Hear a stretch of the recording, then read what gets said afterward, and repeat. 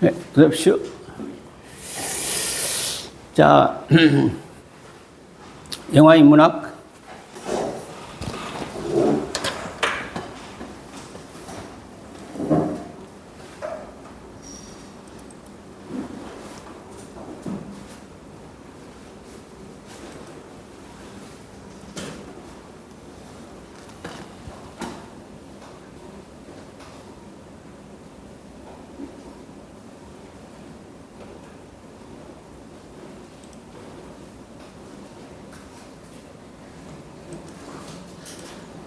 안 되는 건가? 로컬로 들어가면 안 되는 거구나. 2kb면 안 되지.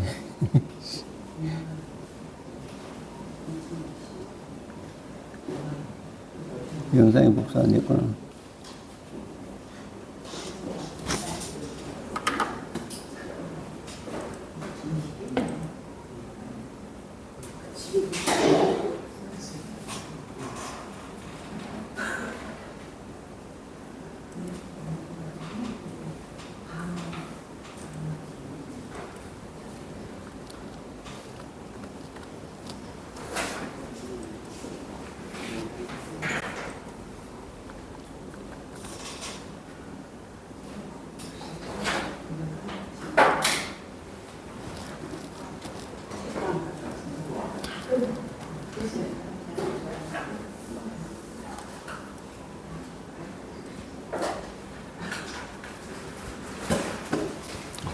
화면으로만 나오죠?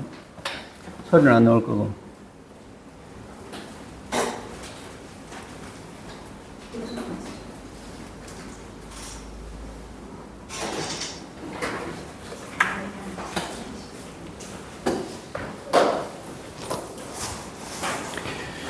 이게 대호라는 영화인데요.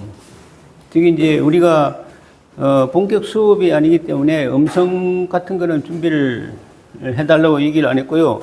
만일에 이제 수업이 되면 이거 이제 데모 테이프라 그럽니까? 왜 광고하는 그 영화를 소개하는 동영상 있잖아요.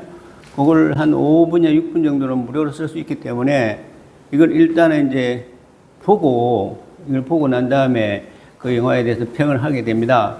물론 수업을 하게 되면 그 영화를 한 번씩 보고 오시겠지만, 안 보고 오셨더라도 이렇게 동영상을 한 번쯤 관람을 하고, 그 다음에 이제 그 스토리를 제가 소개를 드리고, 그 다음에 이제 수업을 하게 되는데, 이 영화를 볼 때, 영화는 각자 보는, 자기의 관점으로 영화는 보게 되죠. 자기의 관점으로 영화를 보게 되기 때문에, 다들 영화를 어떻게 해석하느냐의 문제는 영화를 보는 사람의 몫이라고 생각을 합니다. 그래서 상당히 재미있을 거라고 봅니다.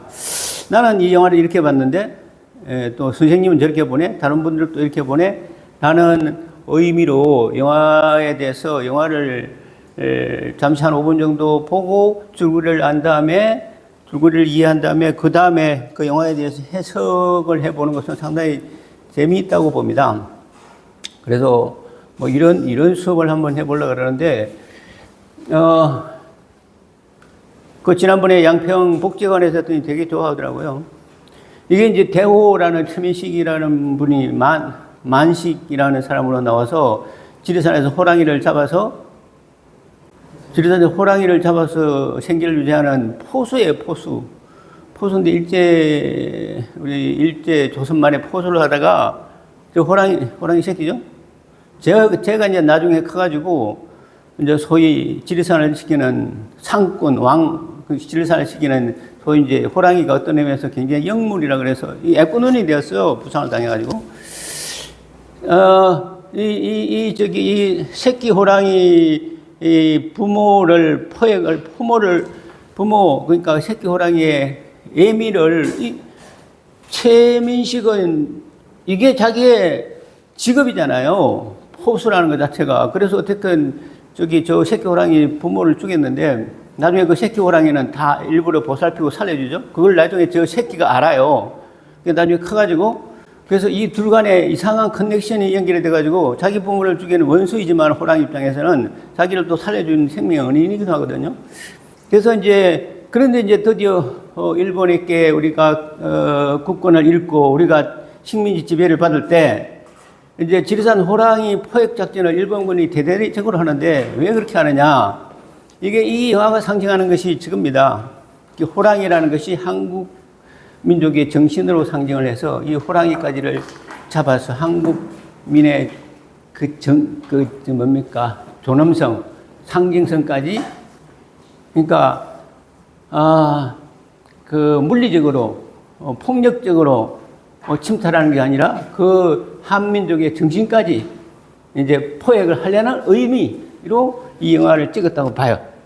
그런데 결국은 거기에 굴복되지 않는 한민족의 기계와 정신을 얘기를 하고 있습니다. 상당히 그래서 재밌어요. 그렇게 표현하지 않지만 은연중에 보다 보면 그렇게 보여집니다. 그래서 끝내 이 호랑이를 잡지 못하고 맨 나중에 잠깐 봐보겠습니다. 맨 나중에 보면 참 굉장히 아주 우리 소위 말해서 짠하다 그러죠. 이게 좀 뭔가 여운을 깊게 남기고 영화가 끝나거든요. 그래서 뭐 남한산성도 마찬가지고 영화를 보신 분들이 이 대우라는 영화는 많이 안 보셨을 겁니다. 남한산성은 많이 보셨을 건데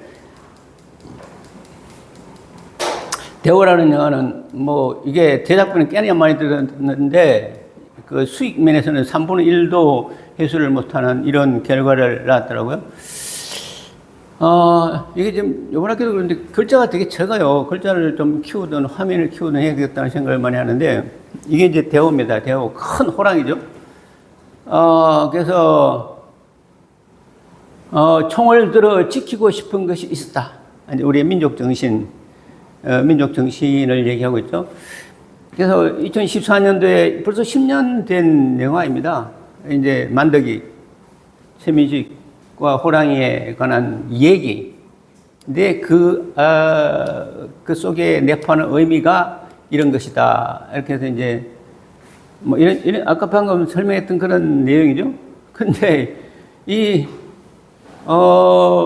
친구는 호랑이를 끝내, 호랑이를 잡는 것 자체가 목적이에요. 우리 한국인인데도 불구하고 일본인과 합심해서 호랑이를 잡는 것 자체가 목적이고 최민식은 오히려 그걸 지켜내려는 게 목적이죠. 그렇게 이제 좀 대비를 시킵니다. 원하는 것이 항상 그런 거 아니겠습니까? 그래서 이런 설정을 가지고 이제 영화가 이제 시작이 되죠. 이제 호랑이는 지리산의 산꾼, 지리산을 지키는 정신적인 어떤 존재, 이거로서 이제 호랑이를 의미하고 더 나아가서 이 산꾼은 한민족의 정신, 이렇게 대비를 시킵니다. 그래서 한민족의 정신까지 우리가 일제 있게 침탈 당하느냐의 문제를 가지고 하나의 주제를 삼죠. 그렇게 표현하지는 않습니다. 보다 보면 그렇게 자꾸 느껴져요. 근데 이 영화가 왜 별로 인기가 없었는지는 이해가 사실 잘 안 갈 정도로 좀 잘 만든 영화라고 저는 생각을 했기 때문에 항상 영화를 보면 뭔가 여운이 한참 남으면 꼭 쓰게 됩니다. 제가 쓰게 돼요. 왜? 그걸 반추하고 싶어서. 그래서 정리해놨던 걸 나중에 이렇게 이제 수업을 만들어 봤는데, 뭐 시놉시스라든지 이 줄거리 같은 경우에는 거기에서 소개하는 거고요. 자기 마누라도 자기가 쏜 총에 오발탄이 돼서 자기 마누라도 죽어요. 참 슬픈 인생입니다, 이 인생도. 그러니까 이런 것들이 다 그 시대를 살아갔던 우리 백성들의 애환을 얘기하고 있죠. 먹고 살려니까 마누라까지 희생당하는 거죠. 그리고 이 아들은 또 참 그 스토리를 만들어냈는데, 이 아들은 동네에 사랑하는 여자애가 하나 있었어요. 아버지하고 아들하고는 아주 관계가 좋아 보이는데, 근데 얘가 좋아하는 여자애가 이 집안이 너무 가난하기 때문에 서로 좋아는 하는데 그 여자애가 크면서 다른 집으로 시집을 가려고 그래. 뭐 쌀전인가 하는 집으로 시집을 가려고 그래. 얘가 가정 형편 때문에 장가를 지가 좋아하는 여자를 놓치게 생겼으니까 나중에 얘가 어떻게 하느냐 하면은 이 만식 씨 이분은 이미 포수 생활 안 해요. 포수를 접었어요. 접고 이제 약초나 산나물을 캐서 갖다 팔고 이제 그 생계를 유지하는데 지리산의 지행이라든지 포수의 능력으로 보면 이 사람을 따라올 사람이 없어요. 근데 그걸 이제 집었죠. 자기 마누라도 오발탄으로 죽었고 했기 때문에 이미 그 직업, 그러니까 포수직에 종사하지 않는데 이 아들은 장가를 가려니까 돈이 있어야 되고 자기 집이 좀 어느 정도 경제적으로 뒷받침이 돼야 되니까 이제 자기 아버지하고는 다른 길을 걷습니다. 그렇게 해가지고 나중에 이제 뭐 좋아하는 여자 여기 있네. 선이하고 결혼해서 그래서 일본군이 이 상군 대호를 포획하기 위해서 동원될 때 이 아들은 지원해서 거기 포획군에 들어갑니다. 들어가서 나중에 늑대한테 당해요. 늑대한테 당하는 아들을 결국 나중에 이 대호, 이 호랑이가 늑대로부터 이 애를 뺏어다가 오히려 살려놓고 살리고자 했음에도 불구하고 애가 결국 죽어요. 맨 나중에 이 애를 죽었잖아요. 늑대한테 오히려 당해가지고. 근데 이 애를 물어다가 만석이네 집 앞에 갖다 놓고 갑니다. 참 짠한 내용들이 있는데 이 내용들을 보면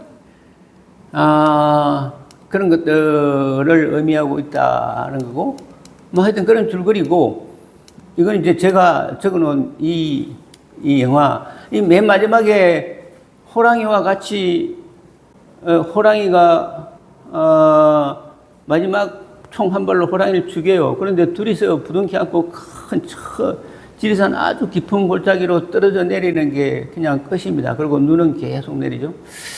이걸로 끝인데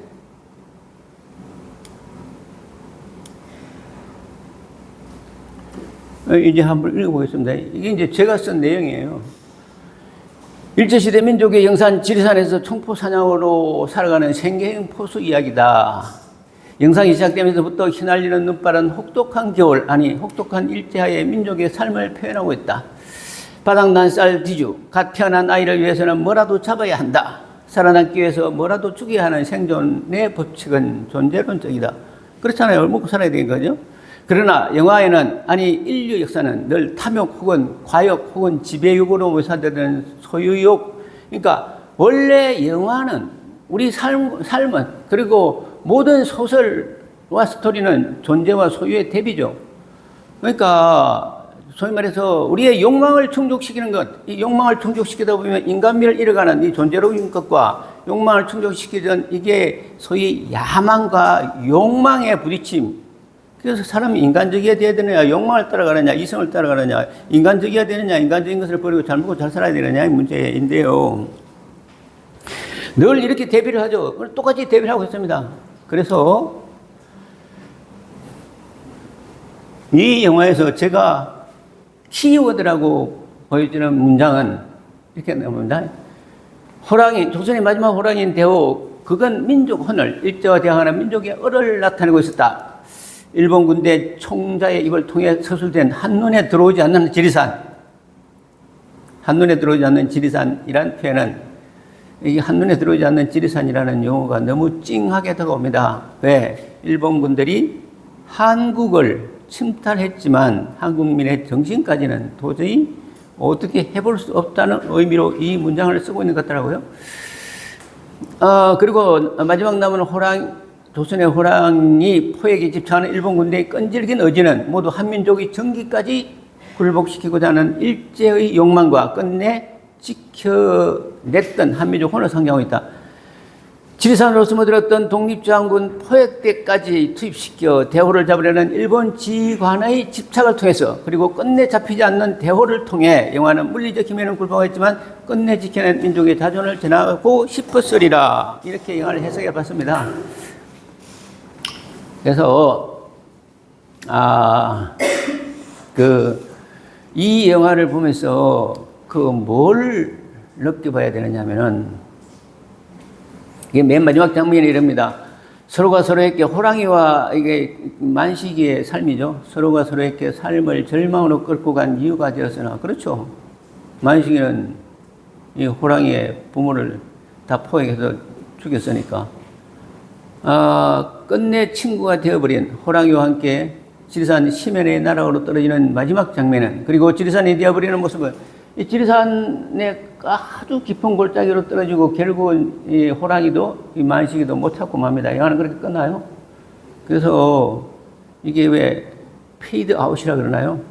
그냥 사라지고 마는, 그 눈발이 한참 휘날리는 눈발 속으로 사라지고 마는 것으로 끝나버리는데, 노병은 죽지 않는다, 다만 사라질 뿐이다라는 말을 여운으로 떠올리게 한다. 영상이 끝나고 남은 잔상은 끝없이 흩날리는 눈발뿐이다. 영화가 너무 좋은 것 같아요. 그제 영화를 보고 후기를 하나 올려놨더니, 리턴 투 파라다이스라는 영화가 있는데,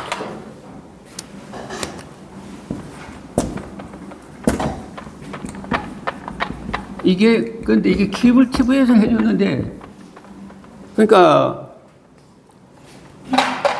파라다이스가 천국 아닙니까? 그죠? 천국. 근데 오늘 우리 회장이 안 나왔네?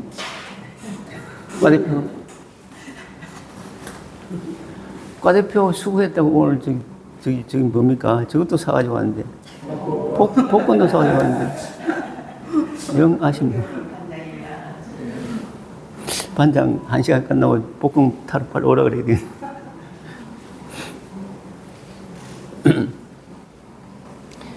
리턴 파라다이스라는 영화가 있는데요. 이 영화를 올려놨더니, 이 영화를 어디서 드라마에서 소개를 잠깐 했나 봅니다. 이거 블로그에 리뷰가 5,000번이 넘었더라고요. 블로그에 그 리뷰가, 그러니까 이게 클릭수가 5,000번 넘는 게 쉽지가 않거든요. 근데 이 영화가 어디서도 볼 수가 없나 봐요. 그래서 그 영화 어디서 보느냐고 자꾸 질문을 했던데, 저는 케이블 TV에서 한번 보고, 그 영화도 또 여울이 남아서 글을 썼었거든요. 미국인 셋이서 젊은 애들, 말레이시아 여행 갔다가 갑자기 우연히 무슨 마리화나를 소지하게 되고, 마리화나를 소지했다는 이유로 그 녀석이 체포돼가지고 사형을 당하게 되는데, 나머지 두 녀석은 미국으로 되돌아왔습니다. 근데 말레이시아 당국이 뭘 하고 그러냐면은, 미국에 되돌아간 두 녀석이 와서 같이 징역형을 살면 6개월만 있으면 풀어줄게. 안 그러면 너는 사형이야. 이렇게 했어요. 그러니까 가서 어떤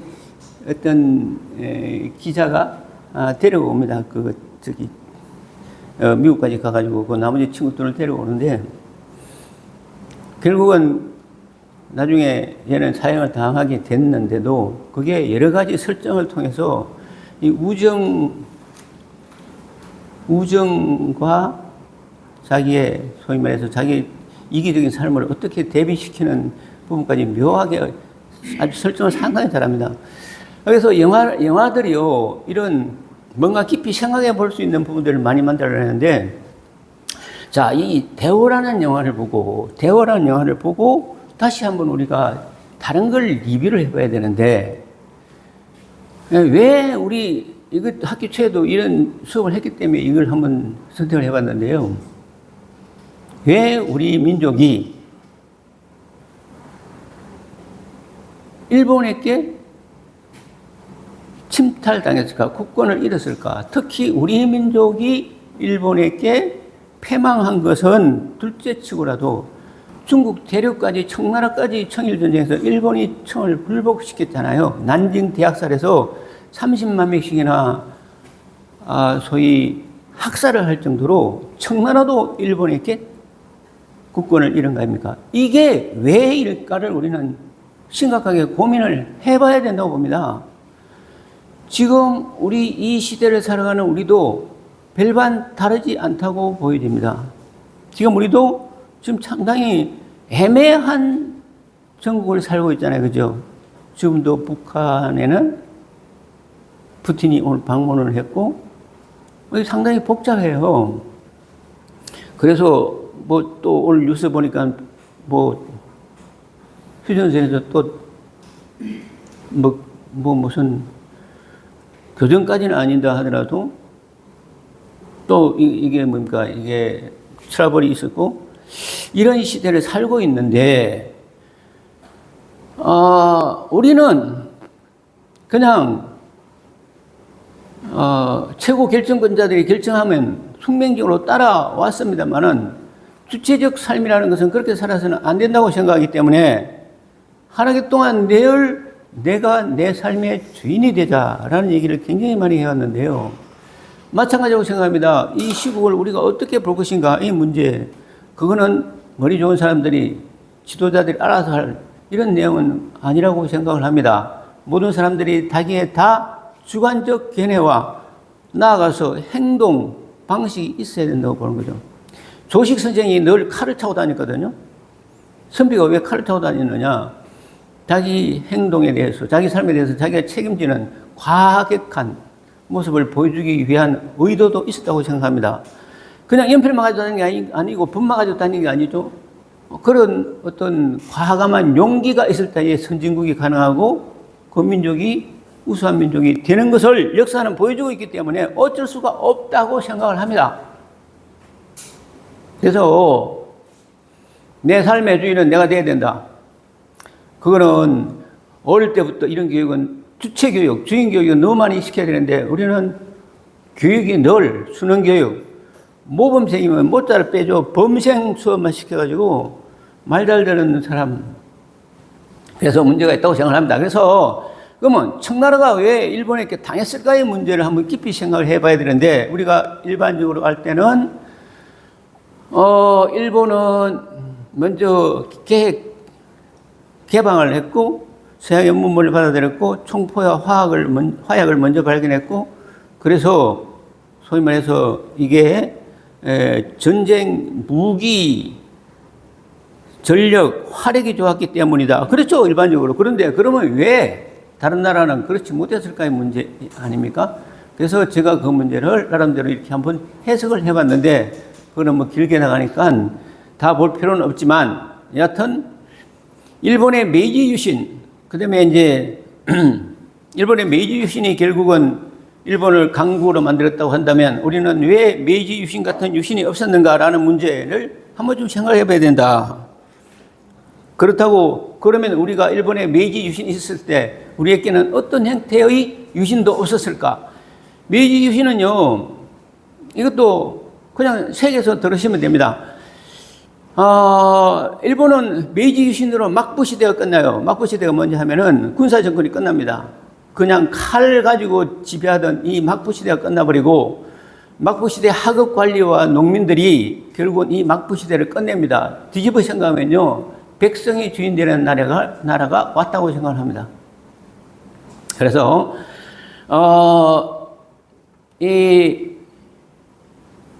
소위 말하는 밑으로부터의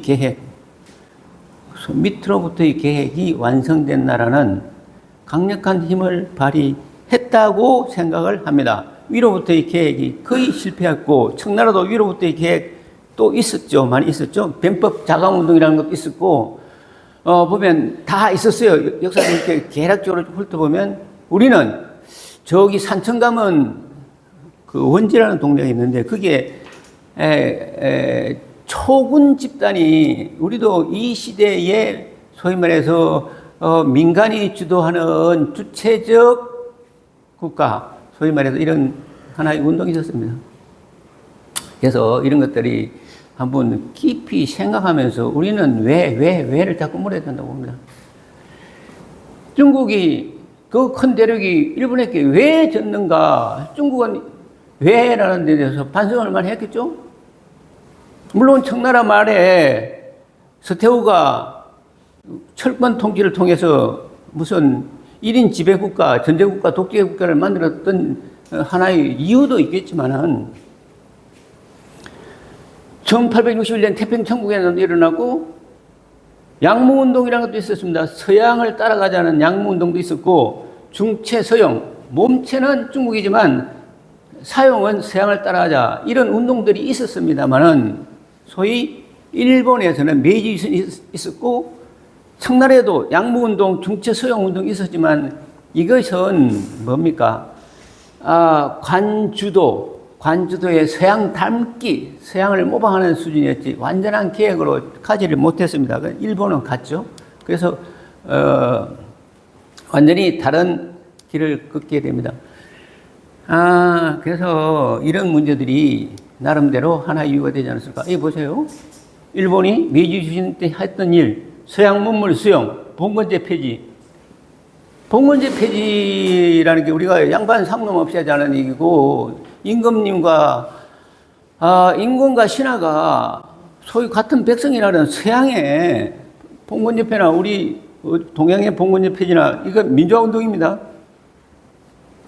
토지제도 계획. 이게 가장 중요해요. 지금도 이게 부동산 문제가 가장 큰 문제 아닙니까? 어제 보면. 상공원 육성, 신분제 폐지, 서양식 교육. 그래서 토지 제도도 계획하고 봉건제도 폐지하고 저 다 민주주의, 완전한 민주주의 하자는 거 아닙니까? 그죠? 그래서 이런 것들이 제가 볼 때는 기본적으로 큰 차이가 아니었겠는가. 근본적인 계획과 소위 이 파도와 같이 저기 위에 보이는 파도의 위 부분만 운동이 일어나느냐 아니면 기본적으로 저 밑에까지 운동이 일어나느냐. 백성 소위 우리 백성 한 사람 한 사람의 삶까지 변화시키는 변화가 일어나느냐의 문제라고 생각을 합니다. 자, 그래서 그런 문제로 대호를 한번 좀 더 연장해서 한번 생각을 해 봤었습니다. 자, 그래서 이런 형식으로 이제 수업이 진행된다라는 것이고, 나머지 여기 남한산성은 영화를 많이 보셨을 건데, 남한산성도 한번 살펴보도록 합니다. 이게 김훈의 소설인데, 이 남한산성 영화가 나오기 전에 70만 부가 팔렸는데, 남한산성 영화 나오고 난 다음에 100만 부도 더 팔렸을 겁니다, 이 소설이. 이것도 한번 동영상 한번 봐보죠. 1800년대 당시에 예. 단순히 일본의 우리나라 이 조선하고 청나라에 비해서 일본의 무력이 엄청나게 올라갔고 어쩔 수 없는 시대적인 침략 행위가 벌어질 수밖에 없었던 게 아닌가요? 뭐 여러 가지 이유가 있지만 여러 가지 문물 어쩌고저쩌고 하지만 첫 번째 프라이머리 있고 그 두 번째 있고 두 번째 배경이 될 것 같고 첫 번째 배경은 조금 그 친구들이 무력이 수백 년 동안 내전을 해갖고 무력이 엄청나게 올랐잖아요. 반면에 저도 군대도 제대로 없었고 국왕이 나서도 군대 모아봐야 몇만 명 수준이고 10만 명도 안 모이고 그런 것까지 나라를 막을 수는 없었죠. 그러니까 민간인이 의병을 이렇게 겨우 이제 체면치레할 수 있는 그런 분위기였습니다. 그러니까 총체적인 난국이었고 일본이 너무 강했죠, 무력으로. 그걸 또 부조리에 찌들어가고 지역의 장군들만 이제 부를 축적하고 그렇게 집중이 되니까 나라 꼴이 제대로 운영이 될 리가 없죠. 단순히 그런 걸로 그래서 그걸 자꾸 더 집중해서 토론하고 연구하고 자료를 조사해 본다고 생각하는 게 이제 와서 그때 얘기해서 뭐 하겠느냐 첫 시간에도 누가 그 얘기했지만 이게 왜 일본의 무력이 청나라나 우리 조선보다 월등하게 먼저 발달되었느냐라는 문제 환경적으로 그러니까 그 시대적 환경에서 한번 깊이 고민을 해봐야 된다고 봅니다. 저는 원래 왕들이 불러먹었잖아요. 그거야 시작이 그래졌으니. 자, 이거는 남한산성 영화를 보셨는지요? 이게 이 영상이 이 여자애가 이게 김상은이고 아까 저 여자애가 그 남한산성으로 들어가는 한강을 건너는 때, 그때는 한강이 얼어 있었기 때문에 한강에 얼음길을 안내하는 할아버지가 계셨어요. 그 할아버지가 손자예요. 손녀인데. 그러니까 어느 쪽으로 건너야 얼음이 두꺼워서 물이 빠지지 않을까. 그 얼음길을 안내하는 할아버지가 계셨는데, 할아버지의 손녀딸인데, 이 할아버지가 남한산성으로 피난을 갈 때, 소위 이제, 얼음길을 안내해서, 길을 안내했던 할아버지의 손녀딸인데, 김상은이가 이제 이제 왕이 47일 동안 남한산성으로 피신을 하고, 그 다음에 이제 그 길을 따라가면서 이 할아버지를 만나서 얘기를 하는데, 어저께 그 소위 임금 행차를 안내했지만 쌀 한 대박을 못 받았다고 얘기해요, 할아버지가. 그러니까 벌써 이런 대사 하나하나가 백성들에 대한 정부 아니면 그 백성 하나하나에 대해서 그렇게 무심하고 소홀히 했다는 의미로 대사를 이렇게 만들더라고요. 그래서 얼음길 안내주도 쌀 한 대박도 못 받았다면서 다음에 이제 다시 청군이 오면 다시 쌀대박이라도 한 대박 받으면서 얼음길을 안내해야 될 자기의 삶을 얘기하는데, 그러니까 강을 건너고 난 다음에 김상은이가 이 할아버지를 죽여버려요. 할 수 없이. 왜? 거기 청군이 이 강을 건너는데 도움을 줄 거잖아요. 놓으면. 할 수 없이 죽이는데, 그 할아버지의 손녀딸이 어떡합니까? 나중에 이제 이 남한산성으로 들어가요. 그래서 손녀딸이 누군지 알고 그 손녀딸을 극진히 보살핍니다. 김상은이가. 보살펴서 자기가 먹고 싶은 죽 한 그릇을 자기는 이미 배가 부르다고 그러면서 안 먹고 애한테 줘요. 이런 장면 너무 짠해요. 짠해. 그래 최맹길인데, 최맹길 주화파와 척화파 많이 알잖아요. 김상은과 최맹길이 화친을 맺어서 다음을 후일을 기약해야 된다는 논리와 화친을 우리에게 조아리고 우리의 무슨 노릇하던 저 여진족 청나라에게 머리를 조아릴 바에야 차라리 목숨을 내놓자는 명분론과 둘이서 계속 이게 논쟁을 하잖아요. 이 영화의 주제는 그건데,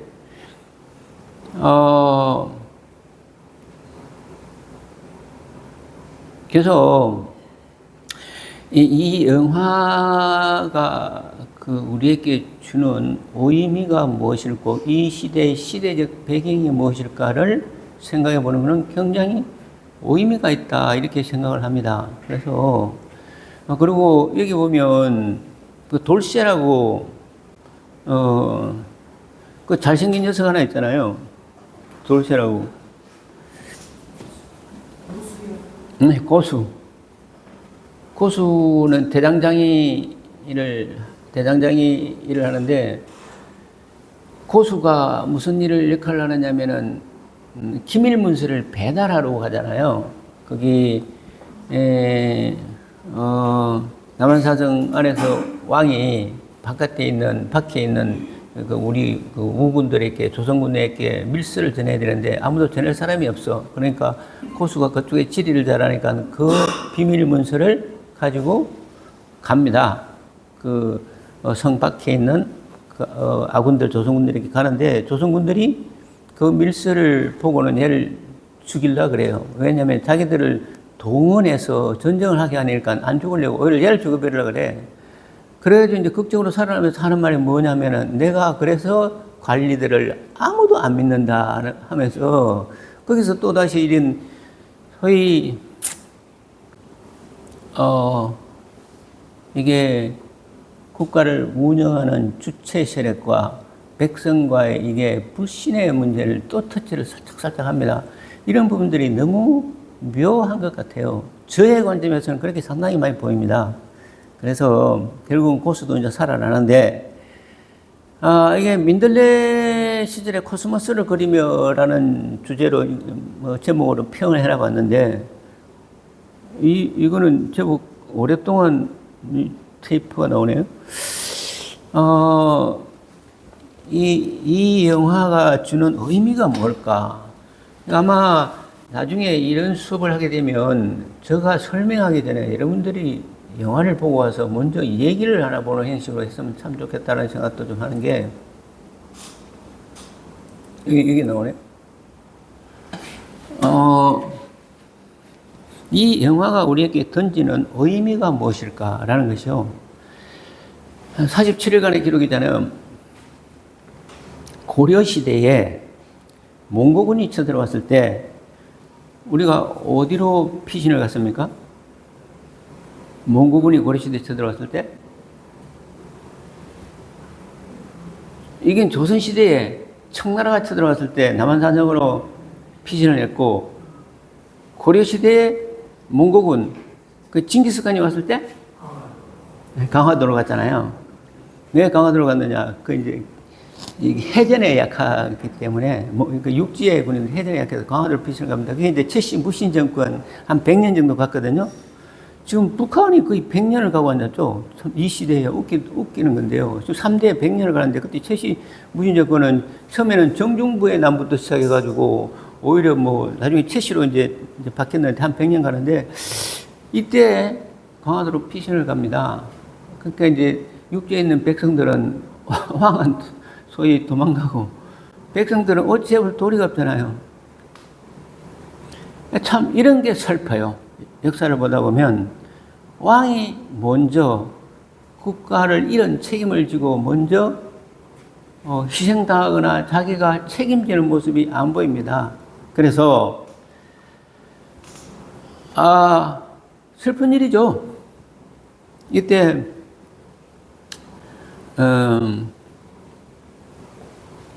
여하튼 그래서 8만 대장경을 만들죠. 왜? 불력의 힘으로라도 몽고군을 물리치려고 8만 대장경을 그렇게 해서 만든 게 8만 대장경입니다. 어떻게 해서든 백성들은 살아남아야 되니까 그때 잡혀갔던 그 사람들이 소위 이제 환향녀가 되고 이렇게 다 되는 거죠. 그래서 우리가 이게 뭐 제가 조금 과격한 시각으로 이렇게 지배와 피지배의 관계를 보는지 몰라도 늘 말씀드렸듯이 영국만 하더라도 포클랜드 이게 영국만 하더라도 전쟁이 일어나면 왕세자가 맨 먼저 전쟁을 하러 갑니다. 왕세자가 맨 먼저 뛰어가요. 우리는 그런 모습이 안 보인다. 6.25 때에도 미 8군 사령관의 아들까지 전투에 참여해서 중위로서 전사를 하죠. 우리는 어떻게 했습니까? 가만히 보면요. 그때 당시에 진짜 국방부 장관이 도망갔어요. 전쟁 났다니까. 11.6 다음에 12.12 때에도 국방부 장관이 또 도망갔잖아요. 이게 지금은 우리 지금 정권을 수임한 사람들이 지금은 그렇게 희생정신으로 내가 오로지 백성과 국민을 위해서 봉사해야 되겠다는 봉사정신이 있는지 잘 모르겠습니다. 그렇지 않았던 우리 소위 정말 우리가 존경했던 두 분을 봤지 않습니까? 세종대왕과 이순신 전반부에서 자기의 삶이 얼마나 힘들었음에도 불구하고 자기의 생명 하나를 불살라서 국가와 백성을 위해서 그렇게 혼신의 노력을 했던 사람들 때문에 나라가 얼마만큼 발전이 됐습니까? 세종대왕도 그렇고 결국은 이순신 때문에 우리가 그 임진왜란도 막아낸 거 아닙니까? 한 사람의 위정자가 그렇게 큰 역할을 하는데도 불구하고 인조 시대를 대비한 이 영화를 보면요, 우리에게 많은 것을 느끼게 해줍니다. 인조반정이라는 게 뭐냐? 인조반정이라는 게 광해군을 몰아낸 거잖아요. 역사는 해석하는 사람에 따라서 다르지만 인조반정에서 광해군을 몰아내고 인조가 왕이 된 다음에 이렇게 도망을 또 갑니다. 저희 그냥 남한산성으로 도망을 가요. 근데 할 수 없이 이제 청나라 군대가 너무 강하니까 나와서 이제 삼두 고두래. 나중에 보면 알지만 땅에다가 뭐 방지 받자면서 머리를 3번 찍고 저를 12번씩 해야 되는 이런 신하로서 골룡포도 벗고 파란 도포를 입고 오는 가서 신하로서 예를 다하는데, 자, 그래서 이런 것들을 영화가 자꾸 터치를 하고 있는 것을 보면 우리 이 시대를 어떻게 살아가야 되느냐 하는 생각들을 많이 하게 됩니다. 이런 것들은 뭐, 그래서 남한산성이나 혹은 대호 같은 경우에는 특히, 그게 관련된, 소위 정치적 문제에 관련된 2 영화를 소개했는데, 나머지 영화들은 보면 그게 아니고 인간적인 삶이란 과연 무엇일까라는 것들도 또 영화는 많이 소개하고 있죠. 아까 보면 리턴 파라다이스도 마찬가지고요. 다른 영화들은,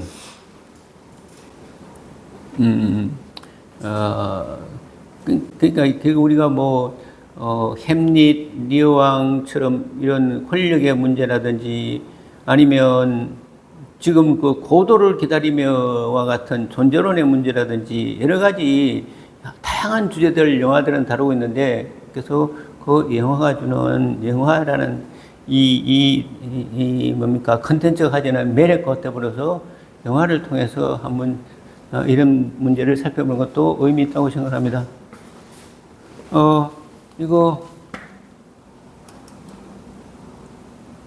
이걸 한번 보고요.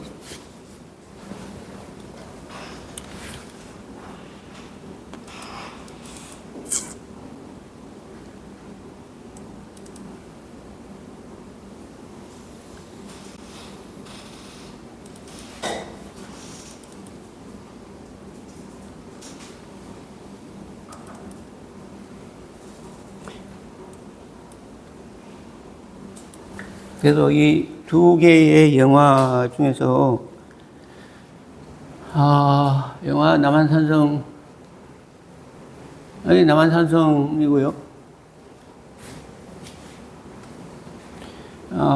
영화를 통해서 우리가 인문학을 접근하는 것은 어떤 의미가 있을까? 왜 영화 인문학인가 하는 문제예요. 영화를 통해서, 제가 생각해 보기에는 그렇습니다. 이제 몰입성이죠, 몰입성. 영화라는 것은 몰입성을 가져다 주는 것이 제한된 공간과 시간에서 어떤 화면 하나에 집중하게 만들지 않습니까? 집중을 하게 만드는 것도 있다. 일반 대중에게 메시지를 전달하는 도구로서 영화가 갖는 강력한 도구적 장점은 시청각이 동시에 이루어진다는 것이다. 그렇죠? 시청각을 동시에 만드는 라디오도 아니고요. 방금처럼 이 청각이 없는 이 화면만 오면 정말 재미없죠. 그래서 청각만을 필요로 하는 라디오, 시각만 필요한 서적이나 그림, 이런 문화 콘텐츠와는 달리 영화는 시청각을 동시에 자극하여 몰입도를 높이는 부분이 분명히 있다고 생각합니다. 그래서 이런 측면에서 요즘은 3D, 4D 영화관을 만들어서 현장감까지 도입함으로써 그 효과성을 배가시키라는데, 여러분들 3D 영화 한번 보셨나요? 3D 영화 들어보셨죠? 안경 끼고. 근데 그 좀 실감, 예? 실감이 나는 게 아니라 되게 어지럽잖아요. 애들은 좋아하는지 모르지만 쓰다 보니까 못 보겠더라고요. 그래서 아직까지 현장감을 살리기는 굉장히 어렵다라고 생각을 합니다. 이 3D 영화, 4D 영화 보면 원근감이 있어가지고 또 그 현장에 있는 것처럼 보입니다. 이 화면이 아니라 이 화면이 공간으로 만들어지니까요. 원근감을 줘버리거든요. 그래서 막 공룡이 뛰어오면 앞으로 막 오는 거고 이런데 좀 어지럽기만 해요. 어쨌든 영화 인문학을 얘기하게 되는 우선 인문학의 의미와 필요성, 인문학의 의미, 이건 이제 뭐 어쨌든 인간 삶의 문제 한 학기 동안 계속 이제 이 문제만 우리가 다루었는데, 사실 그렇지 않습니까? 우리의 삶이라는 것이 어떻게 제가 뭐 개인적인 얘기 들었는데, 진짜 너무 피곤해서 지난번에 말씀드렸지. 어찌 해볼 방법이 없었어요. 계속 그래서 이제 우울증 약을 타러 가서 우울증 그 선생님하고 얘기를 하는데,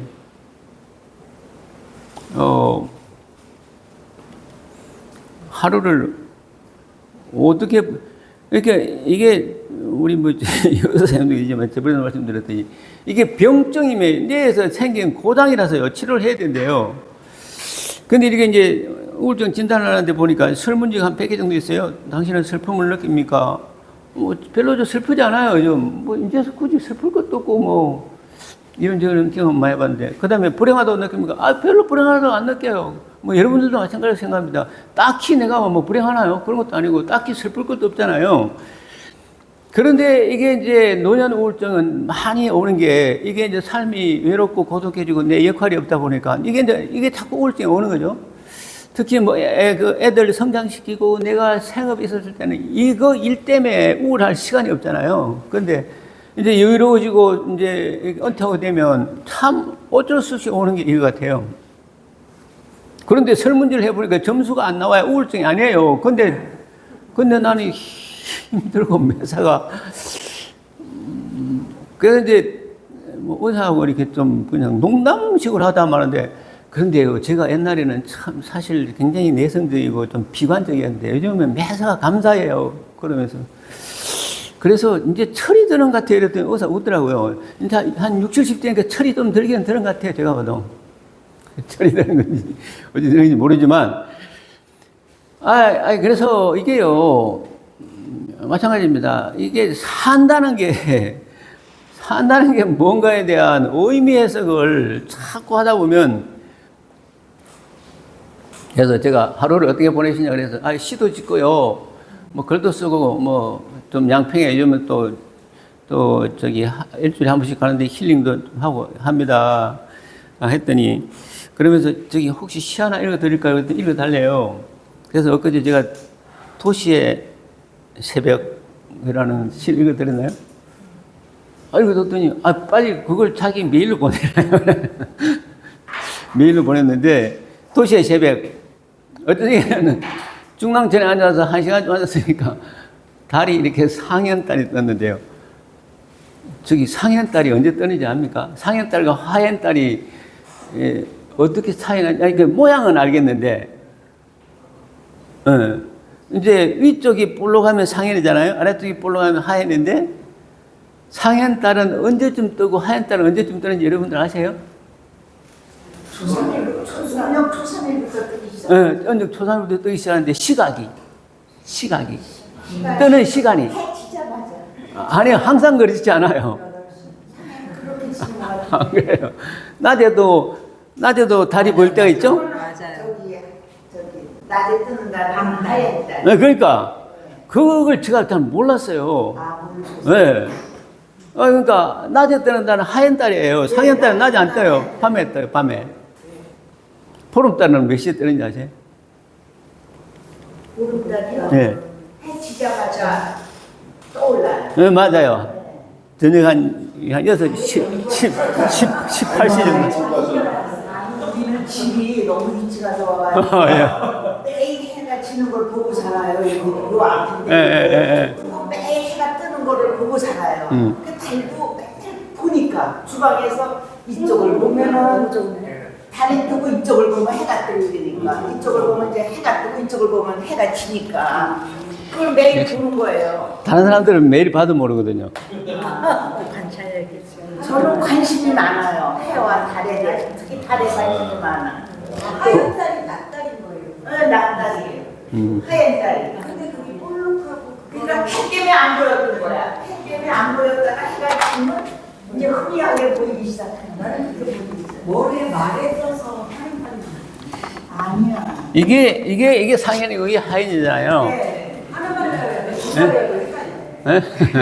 밑에가 하얀 아래가 밑에가 고부러졌으니까 화살이 이렇게 되게 밑에가 하잖아요. 이게 상현. 이거는 밤에 떠요. 낮에 떠요. 우리가 60, 70 평생을 봐도 그거 몰랐잖아요. 저 아시는 분, 저도 잘 몰랐는데. 그냥 다. 예? 이게 그러니까 저기 활시위. 그 현은 왜 우리가 현악기 할 때 줄. 예. 거기에다가 뭐 이렇게 현자를 할 때 뭐 이렇게 쓰는 것 같더라고요. 여튼. 근데 저녁 8시에, 보름달이 저녁 8시에 뜬다는 것도 처음 알았습니다. 그 다음에 이제 매일 달이, 어제 뜬 달, 오늘 뜬 달이 얼마 차이예요? 그러니까 매일 늦어지잖아요. 네. 뜨는 시간이. 이게 낮에 뜨고 밤에 뜨려면 계속 시간이 늦어져야 되잖아요. 그러면 그게 하루에 늦어지는 시간이 얼마인지 아세요? 늦어지는 시간. 네. 어제 8시에 떴어. 그럼 오늘 몇 시에 달이 뜨겠어요? 이게 조금 늦어지는 꽁 아파. 그거는 자세히 모르겠네. 아무튼 대충 얼마쯤 차이 나던가요? 그렇게 어려운 거 물어보지 마세요. 한 시간 정도 차이 나요. 아, 맞아요. 네. 1시간. 50분. 역시 50분이에요. 저는 관심이 많아요. 50분. 그래서 우리가 보통 한 시즌 그러면 2시간인데 한 반 시즌 정도 50분 정도 차이 납니다. 이걸 어저께 알았어요. 어저께. 저는 배워서 한 게 아니라 맨날 봐서 아는 거예요. 봐서. 아, 그래서 전 궁금해서 자꾸 찾아봤더니. 이 집이 너무 좋아요. 그래서 지금 저기 저 어제 쓴 시가 저기 들었는데 나중에 한번 읽어보도록. 그래서 도시의 새벽과 도시의 밤이라는 주제로 시를 한번 써봤는데요. 이게 그러니까 저는 그렇게 생각합니다. 우리가 나이 들어가고 도시에 살면 전혀 알 수 없는 일이야. 이런 거는 도시에 살면. 제가 첫 시집의 제목이 도시의 달인데요. 도시의 달. 도시의 달은 시골 달이 외출 나와 있는 것처럼 보인다고 썼다가 달은 어디에 산 위에 떠 있을 때 지하고 궁합이 맞죠. 그림이 되지. 건물 위에 떠 있으면 되게 생경 맞잖아요. 그래서 그때는 그렇게 생각을 많이 했습니다. 그때는. 그래서 시골에서 늘 보던 달은 정겨웠는데 도시의 달은 연 아울려서 출장 나온 것 같이 너무 보여가지고 그러면 도시에도 왜 달이 떴을까? 나 생각하다가 도시의 달은 가로등 역할을 하나 보다. 내 자신의 불을 밝혀서 도시라도 비춰주자라고 해서 자연의 어떤 사랑으로 보였다 뭐 이런 것을 썼었는데 자신의 가로등이 되어버린 도시의 달 이렇게 썼었는데 여하튼 그러니까 나이 들어간다는 것이 무엇일까의 문제, 키케로, 이거 스튜아트 철학자의 키케로의 문제만 아니고, 우리도 나이 들어간다는 것이 무엇을 의미할까? 라는 것을 계속 생각하고, 고민하고, 내 자신이 그걸 수용하고, 해야 되지 않을까라는 생각을 합니다. 그렇잖아요? 그냥 나이만 들어갈 게 아니라, 그냥 나이만 들어갈 수밖에 없는데, 그래도 계속 나이 들어가는 게 뭘까 끝없이 생각을 해야 된다고 생각합니다. 그래서 여러분들도 인문학 수업을 했지만 시를 좀 썼으면 좋겠어요. 아까 우리 조선생님이 얘기하는 이게 달에 관한 것도 써놓으면 남들이 알잖아요. 몰랐네? 시는 그런 거거든요. 남들이 몰랐던 걸 가르쳐 주는 것. 깨닫지 못했던 걸 깨닫게 해주는 것. 이게 시입니다. 그냥 내 감상, 오늘은 너무 달이 밝아요. 기분이 너무 좋아요. 이게 시가 아니에요. 그것도 시는 시인데, 그런 시는 아무나도 다 쓰는 거거든요. 누가 읽었을 때 뭔가 깨닫거나, 뭔가 새로운 걸 알거나 했을 때요. 그래서 우리의 삶은 매일 새로워져야 되고, 매일 살아가기 위해서는 매일 이게 부정해야 되고, 그러다 보면 이런 결과가 나타나지 않느냐라는 생각을 합니다. 영화는 이와 같이, 그럼 영화는 뭔가 방금처럼 이렇게 보여주는 거죠. 내가 달 얘기하고 싶으면 그런 것들을 다 스토리를 만들어서 사람들에게 보여주기 시작하면 이게 하나의 스토리가 되는 거라고 생각합니다. 그래서 이게 영화인 이유, 특히 이제 소유론과 존재론, 소위 말해서 이 삶 자체에 관한 거냐, 아니면 삶의 이유와 목적에 관한 것이냐. 우리가 그러니까 어떻게 즐겁게, 행복하게 살아가는 힘이 있지만 이게 물질적인 것과 정신적인 것이 따로 있죠. 그래서 늘 이렇게 소유와 존재는 늘 이렇게 대비되는 것이고 이런 것들을 대비시킴으로써 소위 영화가 드디어 영화로서 탄생을 하는 것이라고 생각을 합니다. 자, 그 다음에 이제 집중성. 아까 이제 비슷한 얘기인데 그래서 이제 그럼에도 불구하고 영화는 상당히 여러 가지 문제가 있죠. 요즘 어떻게든 상업적인 영화를 만들어가지고 폭력적이거나 선정적이거나 이런 영화들이 너무 많아서 볼 게 별로 없습니다. 영화도 제가 보다 보면 영화 10개 보고 1개도 써보고 싶은 영화가 하나도 없습니다. 10개를 봐도. 그런 분들이 좀 있는데, 그래서 그럼에도 불구하고 영화라는 것을 통해서 이렇게 한번 우리의 현실 그리고 우리의 삶 이런 것들을 한 번 반추해보는 기회가 되면 상당히 재미있는 시도가 되겠다 해서 이번 시간에는 그냥 안 해봤던 뭐 앞으로 혹시 이제 기회가 되면 해볼 영화를 통한 인문학 수업을 한번 잠깐 생각해 봤습니다. 자, 이것으로 이제 한 학기 수업은 다 끝내도록 하고요. 이걸 지난 학기도 그렇게 했지만 이게 뭐 원탁이 되었건 이렇게 해서 좀 이렇게 다 모아놓고 둘러앉아서 이제 한 학기 수업했던 소감 나는 것으로 끝내도록 하겠습니다.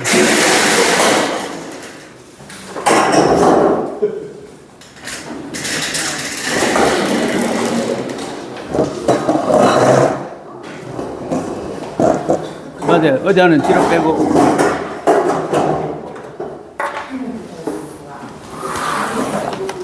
아주 지난번에 한번 해보셔가지고 아주 뭐 자동적으로.